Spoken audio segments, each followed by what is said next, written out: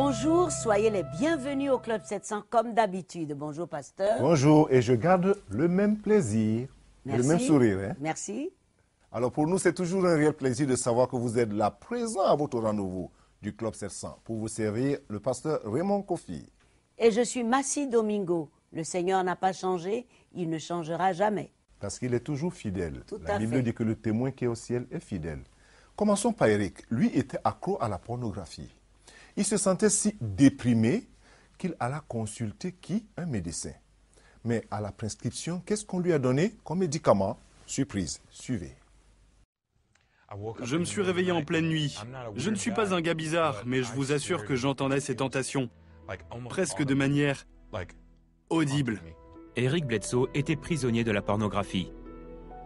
Il restait seul chez lui jour après jour. Lorsque vous êtes seul avec vos pensées, assis dans un fauteuil, c'est horrible. Je savais que quelque chose allait mal. Quelque chose s'était brisé dans mon cœur. Eric avait grandi à l'église et avait accepté Christ à l'âge de 6 ans. Il s'était cependant éloigné de la foi après un conflit humiliant avec des responsables chrétiens à l'université. J'ai été très blessé par cela et j'ai ressenti beaucoup d'amertume. J'ai alors choisi de suivre tout ce qui pouvait me faire accepter. Eric abandonna ses études et alla s'installer à Nashville pour entamer une carrière dans la musique. Seul dans cette nouvelle ville, Eric trouva son réconfort dans la pornographie.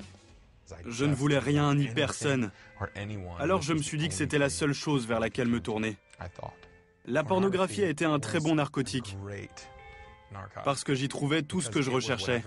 Elle vous ment en vous faisant croire que vous serez épanoui, et dès que vous vous y adonnez, elle vous poignarde dans le dos.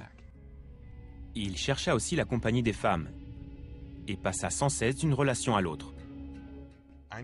J'avais besoin d'intimité pour me sentir aimé, pour sentir que j'étais un homme, pour avoir l'impression de contrôler ma vie malgré le fait que tout m'échappait, et pour avoir une impression d'appartenance. Il se mit aussi à fréquenter un club de striptease. C'est alors que j'ai compris que j'étais malade. J'étais dans un club de striptease, mais je ne pouvais pas en profiter tellement j'étais rempli de passion pour cette danseuse. Je voulais qu'elle soit guérie, mais j'étais dans le même bateau qu'elle. Eric se tourna vers les seules personnes auxquelles il pouvait faire confiance, ses parents. Ils ne savaient rien de ce que je faisais.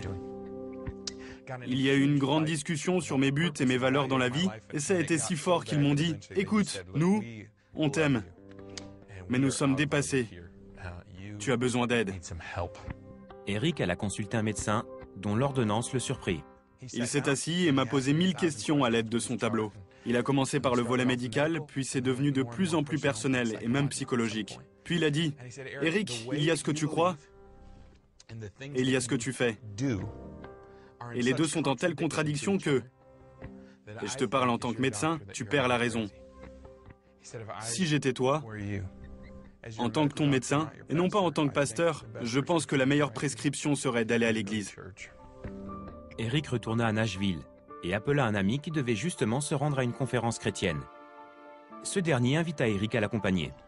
Je savais que je ne pouvais pas dire non au Seigneur éternellement. Toutes mes peurs, mes émotions, ma honte et ma culpabilité hurlaient dans ma tête, sans discontinuer. Elle disait « Tu dois partir, tu ne devrais pas être ici. Tu vas voir quand ils sauront ce que tu as fait. Ils vont encore te rejeter. L'histoire va se répéter, etc., etc. » C'était si fort. Mais Eric s'avança ce soir-là afin de redonner sa vie au Christ. Lorsque j'ai pris cette résolution, tout s'est arrêté.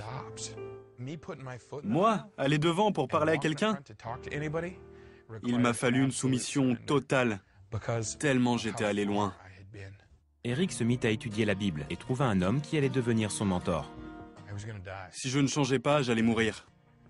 Peut-être pas la semaine qui suivrait, mais j'étais sur un chemin qui allait me conduire soit à m'ôter la vie, soit à la perdre, à cause de la dépression et la solitude.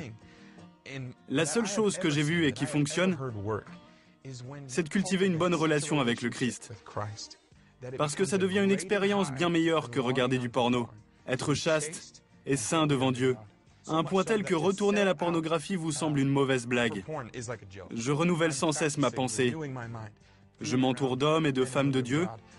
J'essaie d'écouter le Saint-Esprit. Je vais à l'église Je fais ce qui est bon et petit à petit, avec le temps, une chose en remplaçant une autre, le déclic a fini par arriver. Aujourd'hui, Eric est marié et il a un jeune fils. Maintenant, je désire être fidèle à ma femme. Pourquoi voudrais-je perdre mon foyer, mon mariage, ma famille pour 15 minutes avec un ordinateur? Ce n'est pas sérieux. Il y a un espace en nous qui est destiné à Dieu. Mais nous essayons de prendre tout ce qui n'est pas de Dieu pour remplir ce vide en nous. Cela nous laisse encore plus vides, encore plus seuls et encore plus déprimés. Il y a un Dieu qui vous voit, Jésus. Il sait ce que vous choisissez au lieu de lui, ce que vous avez fait.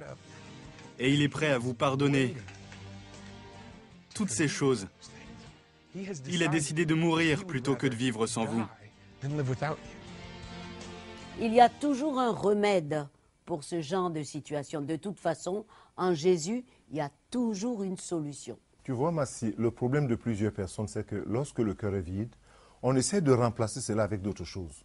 Pour Eric, c'était la pornographie. D'autres, c'est l'alcool. D'autres, c'est l'argent. D'autres, c'est n'importe quoi. Mais rien ne peut satisfaire le cœur qui ne vienne du cœur de quelqu'un d'autre. Et ce quelqu'un d'autre, c'est Jésus, comme tu dis. Exactement, et j'ai bien aimé le parcours de ce médecin. Ouais. Il fallait qu'il aille chez Jésus.